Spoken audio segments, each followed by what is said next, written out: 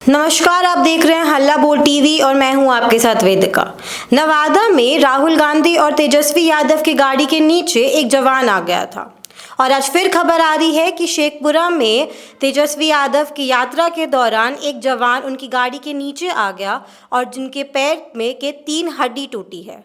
क्यों बार बार ये हो रहा है और इसके ऊपर आगे की जानकारी देने के लिए हमारे साथ मौजूद हैं हल्ला बोल टीवी के संपादक दीपक शर्मा। देखिए, आपने बिल्कुल ठीक कहा वेदिका कि वो आज वोट अधिकार यात्रा के दौरान शेखपुरा में झारखंड सशस्त्र पुलिस जैप का जवान तेजस्वी की गाड़ी के नीचे आ गया और उसके दाहिने पैर की 3 हड्डियां टूट गई हैं और गंभीर हालत में उसे इलाज के लिए पटना रेफर किया गया है। उसकी हालत कितनी गंभीर है इसका अंदाज़ा इससे लग सकता है। इससे पहले जब राहुल गांधी और तेजस्वी यादव की वोट अधिकार यात्रा नवादा पहुंची थी तो वहां भी उनकी सुरक्षा में तैनात एक जवान उनकी गाड़ी के नीचे आ गया था और उसे काफ़ी चोटें लगी थी। इस मामले में अज्ञात ड्राइवर के खिलाफ FIR दर्ज कर ली गई है।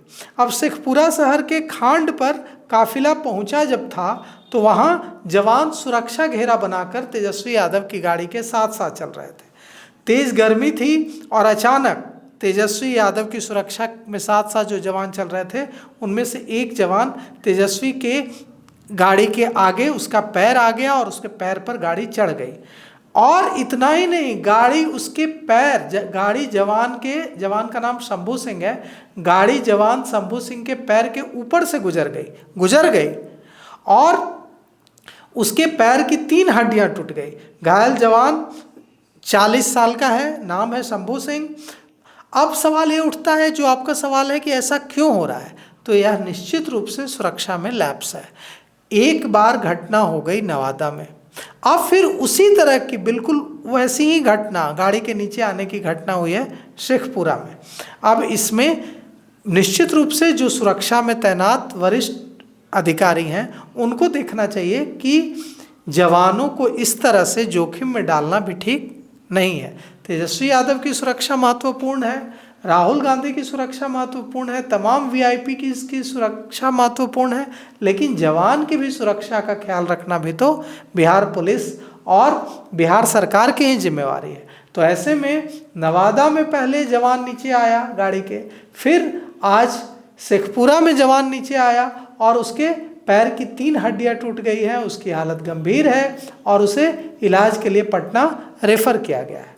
अब पहले ही इस मामले में, नवादा वाले मामले में, जो ड्राइव कर रहा था राहुल गांधी और तेजस्वी यादव की गाड़ी को, उसके खिलाफ FIR दर्ज कर ली गई है। तो अब यहाँ सवाल यह उठता है वेदिका कि क्या शेखपुरा मामले में भी FIR दर्ज होगी?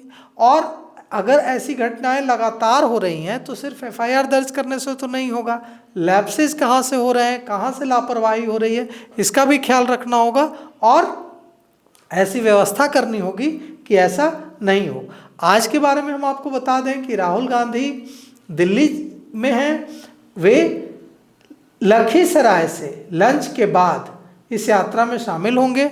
अभी जो यात्रा चल रही है वह उस यात्रा का नेतृत्व तेजस्वी यादव और भाकपा माले के राष्ट्रीय महासचिव दीपांकर भट्टाचार्य कर रहे हैं। शेखपुरा से लंच यह यात्रा आगे निकलेगी और लखीसराय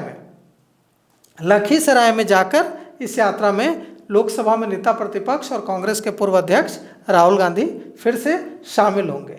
अब राहुल गांधी ने तो पूरा माहौल नवादा में बना दिया था, तेजस्वी यादव भी आज पूरा माहौल शेखपुरा में बना रहे हैं और उन्होंने खूब हमला बोला है सरकार पर और कहा है कि हम सरकार को डुप्लीकेट CM नहीं चाहिए, सरकार को चाहिए ओरिजिनल CM, ऐसा CM जो कि काम कर सके। अब देखिए, तेजस्वी यादव ने आज सभी जातियों को अपनी ओर RJD की ओर आकर्षित करने की कोशिश की है।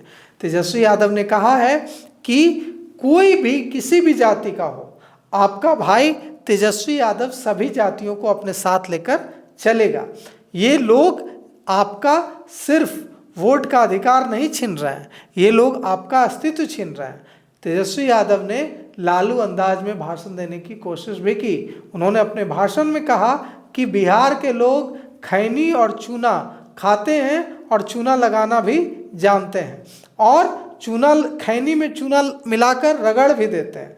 उन्होंने लोगों से यह नारे भी लगवाए कि एक बिहारी 100 पर भारी।